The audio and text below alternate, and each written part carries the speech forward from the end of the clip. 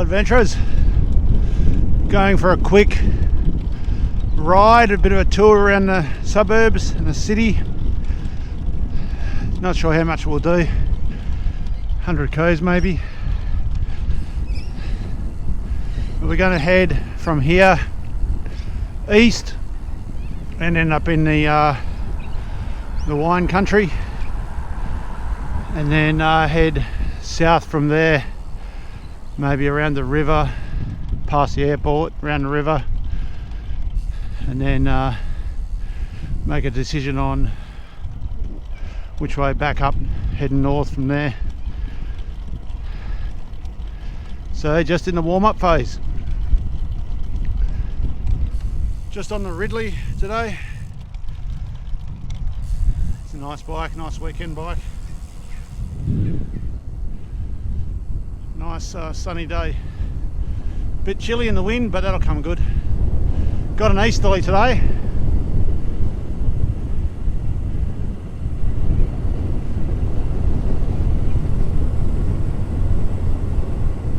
We'll just go through this along the edge of the lake here in this park, and then we'll get on the road edge.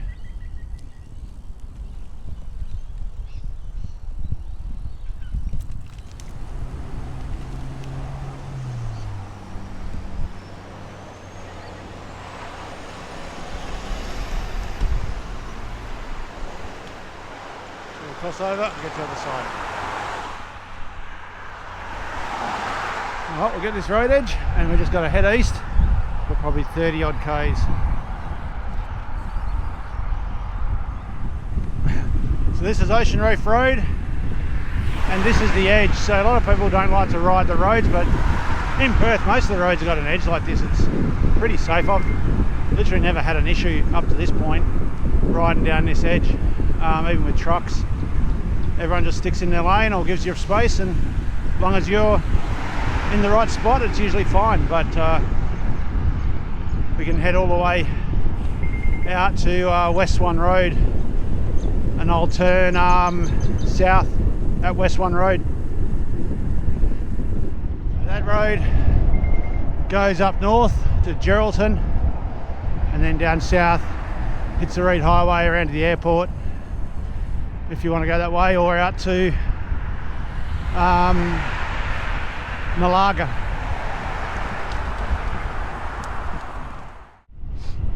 Coming up to West One Road, and we'll turn right here, and now we're sort of into the wine country on the edge of it. Swan Valley. We'll head down there, we'll come from over there, that heads north, and get in here for a bit, and then we're going to turn left through a windy patch over a bridge, and then onto Great Eastern Highway.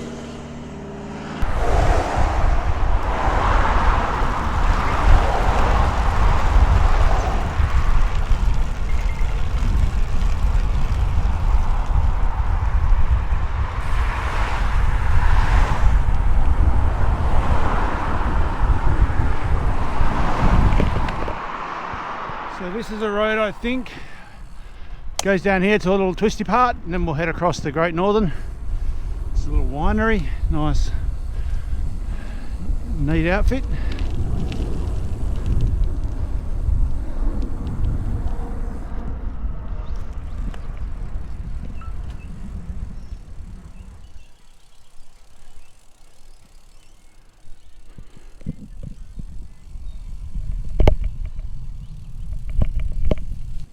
So that's the windy bit. Now we just got to go across this bridge, the other side of the creek.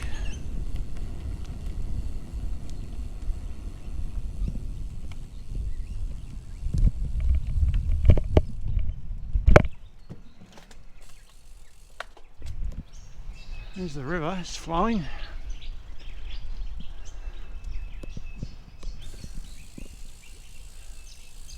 River down there. And more vineyards. Thought on this ride I'd provide a bit of information about how I got this set up and why. So one of the things, this is a Ridley, no fast, nice bike. one of the things I have on here is the Garmin 1050, and it's a great GPS. Hooks up to the buttons on top here. I can flick the screens with this.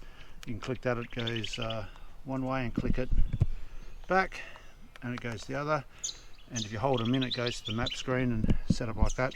But I like this because it's got the extra big screen for the mapping, because I use this also off-road and exploring on a mountain bike and a gravel bike, and that extra big screen is perfect.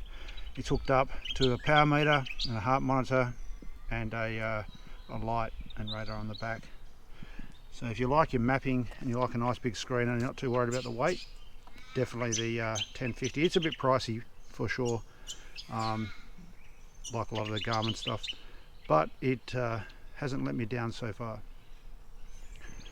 Okay, we're going to head up there. It's a winery here. They use this for events, and it's a restaurant. I think I might have, maybe not this one, but similar, been to the, I have, yeah, over this side, the restaurant in here. So we should run into the Great Northern Highway. This is the Great Northern Highway. We turn right. There's no ruins in there. A good one to metal detect. It's probably been well and truly done over.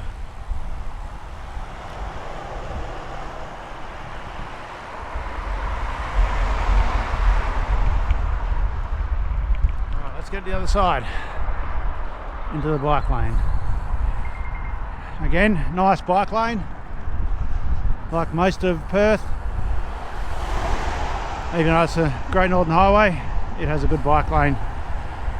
I've ridden this fairly well north, and it's pretty good the whole way. I went to boarding school in there from the age of about 11 and a half, 12 maybe, out to end of high school. Just down here a bit next to that SSC pylon was the driveway in. And because I come from a farm about 4 hours that way, directly inland, directly east. So 5 years of boarding school in there.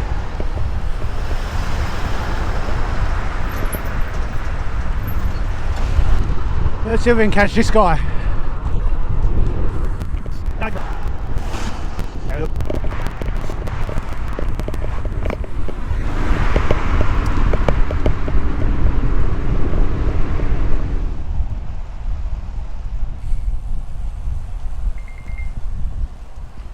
So you can see in here, this is all the old railway workshops. Some of it's been redesigned into other things, especially down the end here. You can see all the old hoppers and all where they probably put the raw materials to make train wheels and all the things that make trains.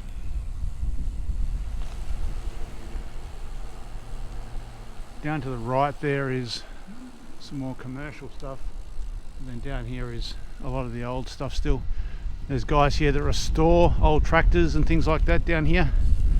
I visited their little setup one time. I think that might have been just in there somewhere. Oh yeah, it looks like something's open.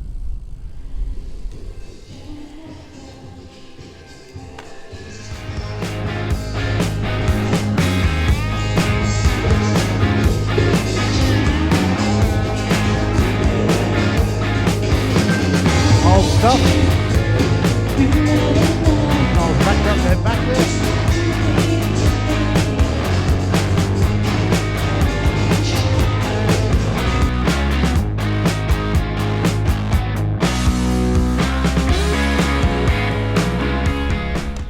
I had to silence or silence the music. I'll play music in there and it'll get a copyright notice, or I'll put something over the top of it.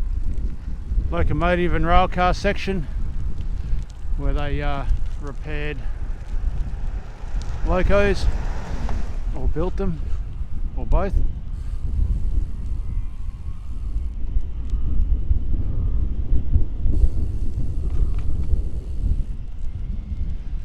So that's this section of Midland. Pretty interesting little section actually. Well, let's head over to Military Road and we head south. Just a little bit more about the bike on the way. Talked about that a little bit, but it's also hooked up to these levers, and I've got this set up.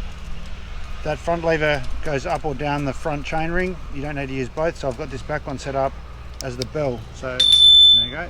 Whenever you click it, the 1050 makes a bell noise. Saves having a bell on here on the aero handlebars. Then also hooked up to it is a radar. So that's a flashing light and radar, and it tells you where the cars are up on here and how far away and how fast they're going, and it can actually log all that information if you want it to. And also a light, and the light changes its flashing intensity or its flashing rhythm as the cars get closer, and that's just held on with a standard mount to come with it for a seat post, a D-type seat post like that. So that setup works very well. There's the police station. In there's our machinery. It's inside this building, which on the outside still looks like an old workshop. And then there's some more machinery at this end. So this is Military Road, and we're going to head up to the Great Eastern Highway, Eastern Highway bypass. All the mining services companies out this way. There's some dump trucks or water dump trucks. A big workshop, and again transport company there, I guess. Don't know what that place is, but it's got a big shed. These look like relatively new houses. Looks like this land was opened up for housing not that long ago. Maybe after the 2000s or something like that. Looks like there's a brand new one. And all this used to be dairy farms and sheep and cattle way back around this airport, and some of that's still evident. There's still a few paddocks around the airport, I think, near what used to be the AHG driving centre, whatever that's called today. You can see down there's some fields, paddocks. So still filling it in. I think we turned right at the end of this road and then left. This is a High Wycombe train station and bus station, I think. Yeah, High Wycombe train station. There's a really interesting piece of equipment here. I'll stop, hopefully it's still here. We'll stop and have a look at it. So this right here, a big digging disc. So this was the big digger disc that they dug the tunnels to the airport for the train. There was two of these, one for each tunnel, side by side, and that's what they dug it with. They just spun around and ground their way through.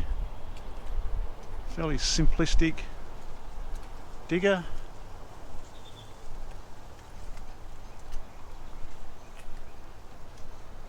I don't know what the wheels must have been for, crushing out the rock, and then the diggers for scouring it out. Pretty cool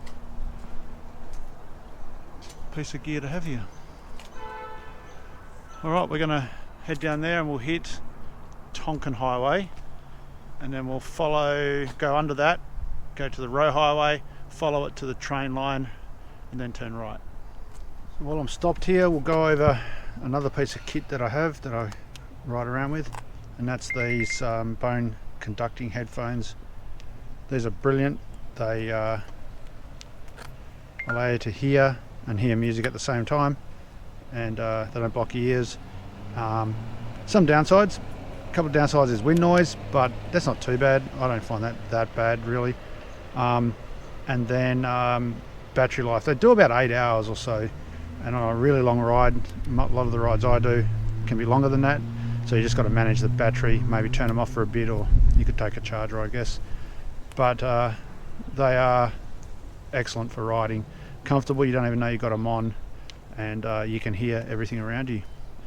Another piece of invaluable kit that I have while riding around. This here must be the Tonkin Highway.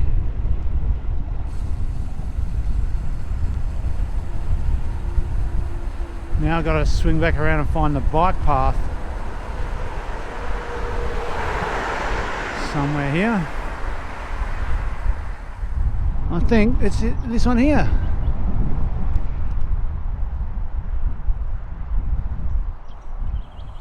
Get up the edge here. And this should take us around to the PSP that goes up the railway line, and then I'll head back west for a bit. Alright, we're going down the edge of the Roe Highway. Welsh Pool in there. And we'll hit the railway line and the PSP, and we'll go west after that. Nice little park. This Roe Highway is quite a popular bike path. I often do it on a weekend loop. So this is the railway PSP. So we should be able to go down here until we meet, can't think of the road off the top of my head, but then we'll turn left and head to Shelley. This is a new railway line they're putting in, elevated. This is actually working. There's a train coming up there. So all the roads now go underneath most of it. Oh, we're heading south again.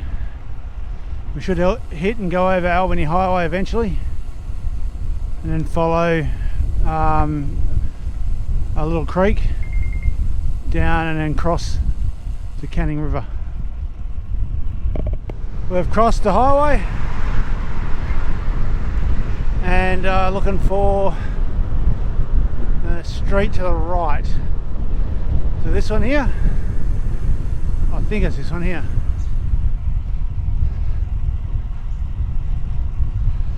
That's the swamp or river in there. This is the Canning River and the little bridge, and we'll turn right at the end of it. I'm going to stop in Shelley, catch up with someone for a few minutes before heading off to the coffee van. Just called in and said hello to somebody. I'm just heading back down to the road that goes around the Canning River through Shelley. This is a pretty standard bike track for a lot of people,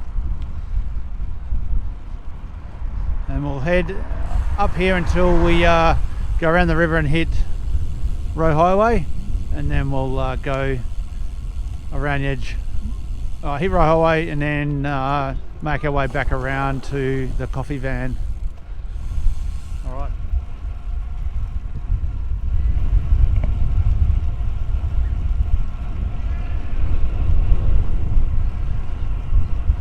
Buildings. Just follow this around for a little bit. So if we follow that, it goes to Freo. We're going to turn right down this road here.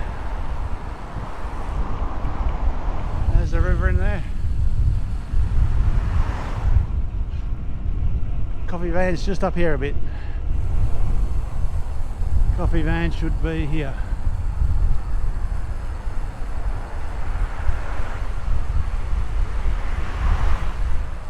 There it is.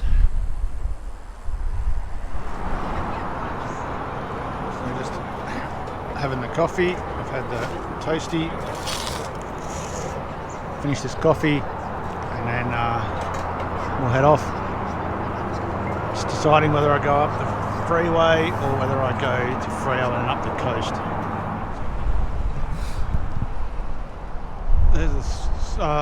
There's Swan River there. Or maybe that's the Canning still. Might be the Canning still. Still deciding whether we go up the freeway or over to Freo. It is a nice day. So maybe we'll stay on the bike, do a longer run. What have I done? About 73k so far.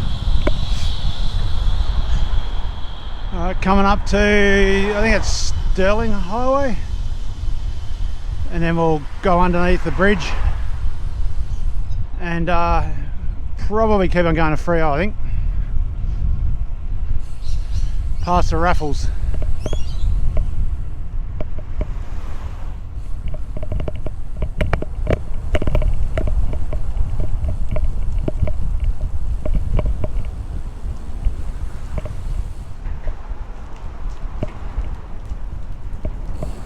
So the Raffles is a bit of a cycling landmark. A lot of people meet here. You see the city over there. Look how smooth and flat that is. And then there's the Raffles Hotel right there. And we're going to keep on going around the back. Some new apartment buildings. Now we've got to look for a road to get to the ocean. Probably the first road to the right. Check out that water.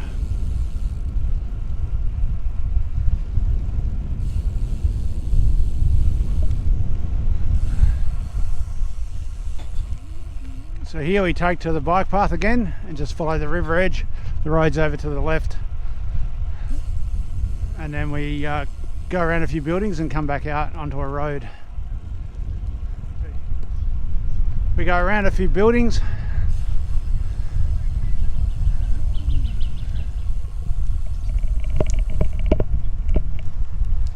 snake our way through.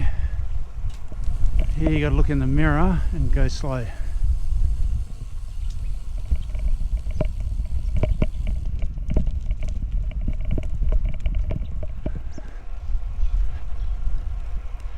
And all of the way around to Freo. Just went past Point Walter, which is to the right there, and heading back down this hill back to the edge of the water. Beautiful day, look how flat that is.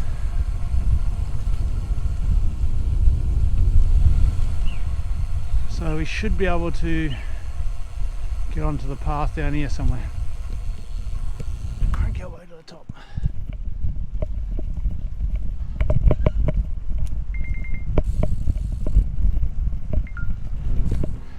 And we just take a shortcut through here to keep off the road.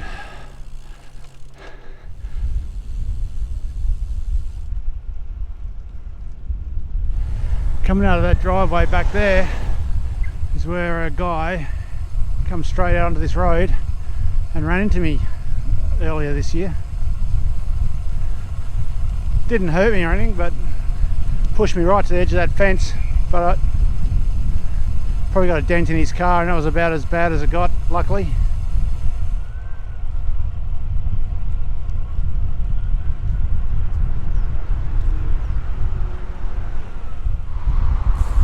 That's the Freo wharf in there.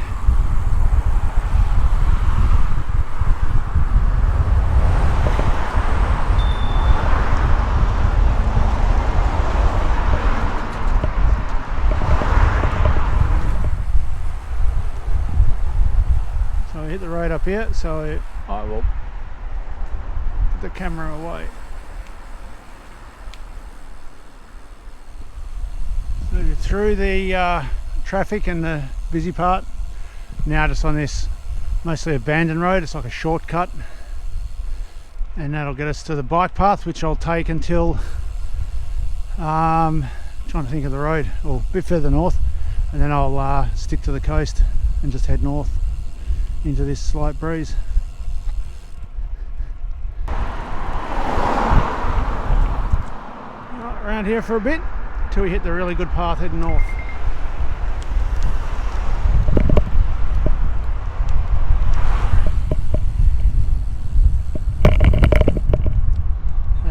For a path, beautiful. We'll stick to this until we get to a roadhouse up here. We've got to cross a few roads as well. There's the dingo flower sign and dingo flower place. Alright, just climbed a big hill. We're here for a bit and then we'll turn left. So this is City Beach.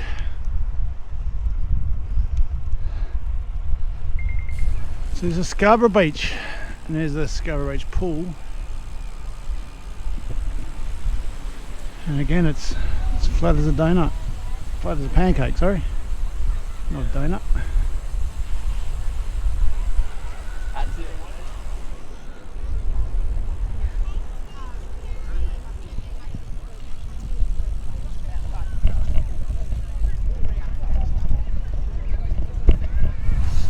Coming up to West Coast Drive, nice ride this, especially if you've got a tailwind. We've got a headwind today, so we'll see how we go.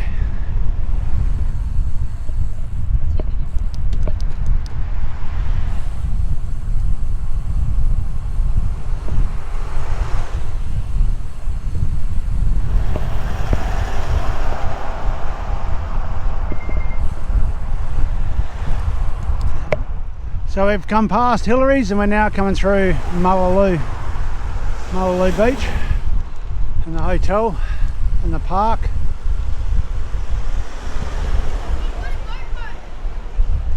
Everyone having a beer.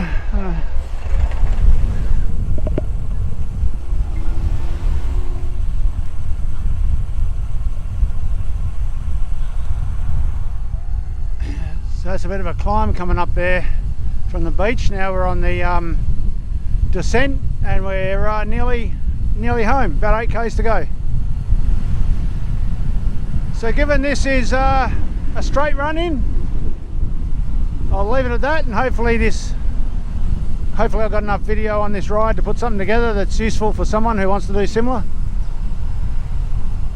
So with that, I'll catch you on the next one. Until then, have a good one.